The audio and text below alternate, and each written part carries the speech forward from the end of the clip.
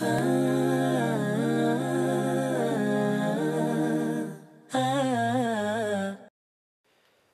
ar-Rahman ar-Rahim.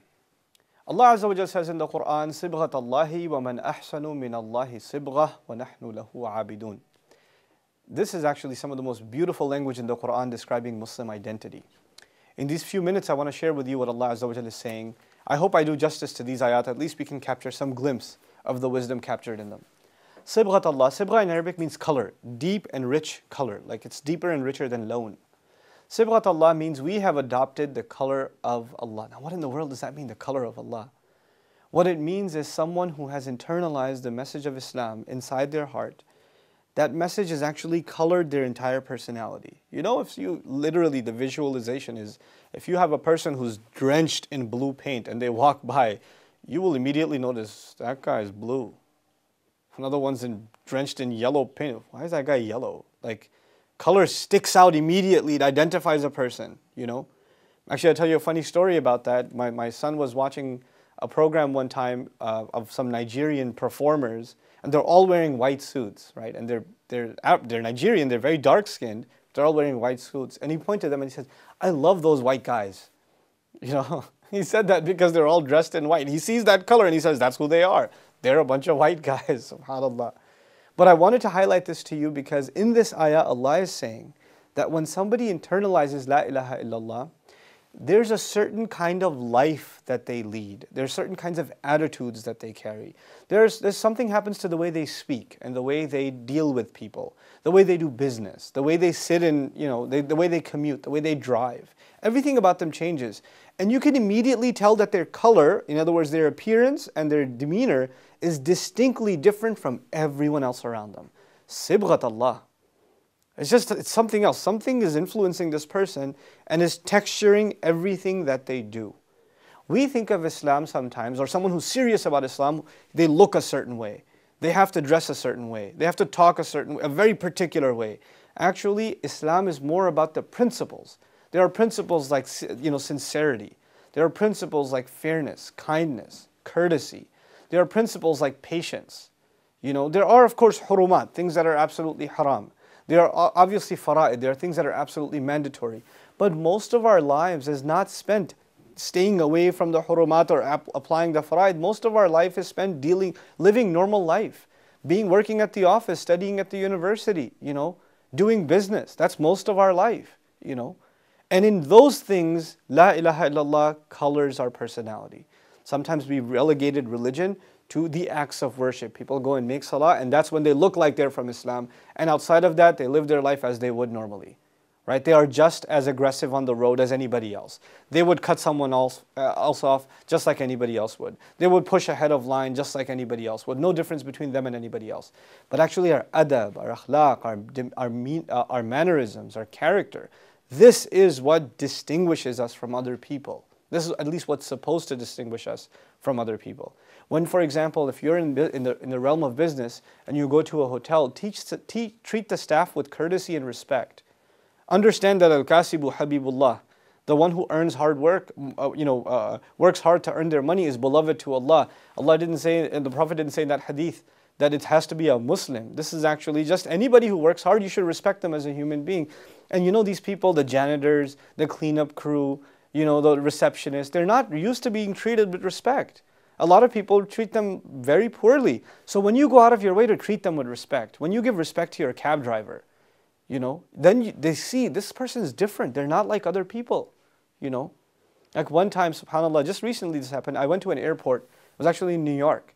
And it was late at night and I had to go to the hotel. And the hotel was 1 mile away. It wasn't far. And there was this cab driver who was waiting for 2 hours to pick up a customer, and nobody was around. And so when I sat in and I said I have to go to the hotel that's just 1 mile away, he was really upset because he was hoping to go 10, 15, 20, 30 miles, make some money at least, you know. And I could appreciate his pain. The guy's been waiting there 2 hours. He's frustrated. But by law, he can't turn me away. He can't say, no, no, no. So when he heard I have to go to that hotel, he's like, this one over here? Because, you know, once he drops me off, he's going to go to the back of the line. And all the other cabbies are already in line. And they're all going to get the next customers. So his whole night is gone. He's going to make very little money. And I realized his frustration. right? Now I could do one of two things. I could sit in the back of that cab and say, man, this guy, who does he think he is? Why is he angry at me? Just do your job, man. And I just go in the hotel. But I'm thinking about this guy, and it's hard for him to make his money. He put a lot of time into this.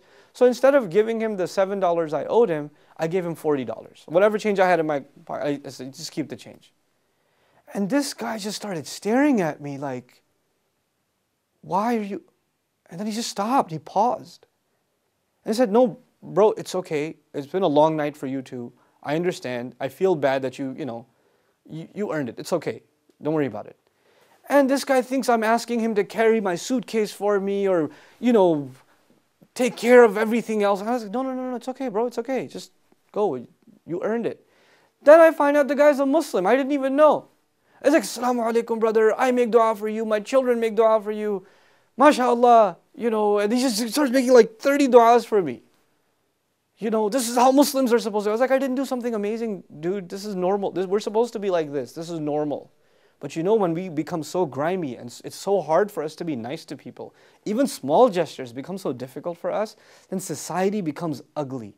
But when we adopt the color of Allah, just even a little bit, just a small gesture of rahmah towards someone else. I didn't know he was Muslim, but that didn't make a difference.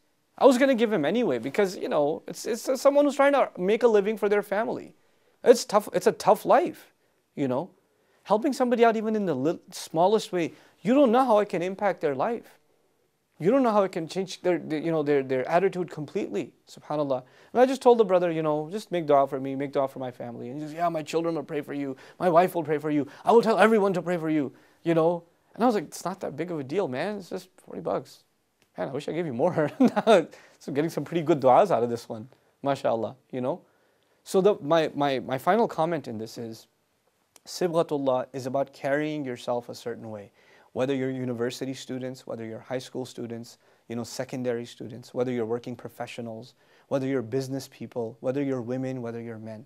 You have to carry yourself a certain way that reflects the love and the mercy and the wisdom of Allah Azza wa Jal. Because we are representatives of Allah's message, everything we do is tied back to Allah Azza wa Jal. Just like that color identifies us, it's like Allah is saying, you're in my uniform. It's like when He says, Sibghat Allah, وَمَنْ أَحْسَنُ مِنَ اللَّهِ سِبْغَةً. Who's going to have better color? Who's going to identify themselves in any way better than Allah, than the color Allah gave you? وَنَحْنُ لَهُ عَابِدُونَ. And we're enslavement, we're in service to Him. We are enslaved to Him, we are in worship to Him. May Allah Azza wa Jal make us all adapt Sibghatullah and really carry the identity of Islam to the people that need it so badly, including ourselves. Barakallahu li wa lakum. Wassalamu alaikum wa rahmatullahi wa barakatuh.